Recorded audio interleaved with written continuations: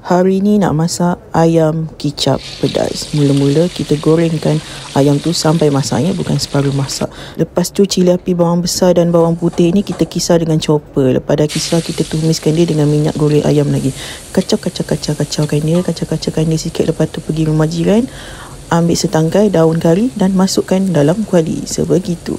Okey, dan kacau lagi. Masakkanlah dia sehingga naik bau, sehingga garing sikit lah. Lepas tu masukkan satu sudu rempah kari, daging dan ayam. Kemudian kacau lagi. Kacau dia lagi. Lepas tu kacau. Tengok kali dia dah cantik macam ni kan. Lepas tu masukkan pula sos tiram. Masuklah ikut mana yang nak suka kan. Lepas sos tiram tu kita masukkan kicap. Ikutlah dekat mana nak masuk. Masuk kicap lemak manis ni, jangan masuk kicap masin, nanti masin. Lepas tu kita kacaukan dia lagi. Kacaukan dia lagi. Kacau lagi. Kemudian kita masukkan pula ayam yang telah kita goreng tadi sepenuhnya.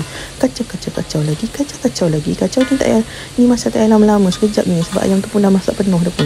Kacau lagi. Jadi dah siap lah ni. Tak payah lama-lama sangat. Sekejap je kan masak dia kan. Ya Allah, sedapnya. Okey, matikan api. Ini kalau dapat makan tengah hari ni memang sedap ni. Maaf, berbuka puasa memang menambah-nambah nasi ni. Tak perlu dah nak letak garam, gula, ajinomoto semua, sebab dah cukup rasa dah daripada kicap tu. Jadi selamat buka.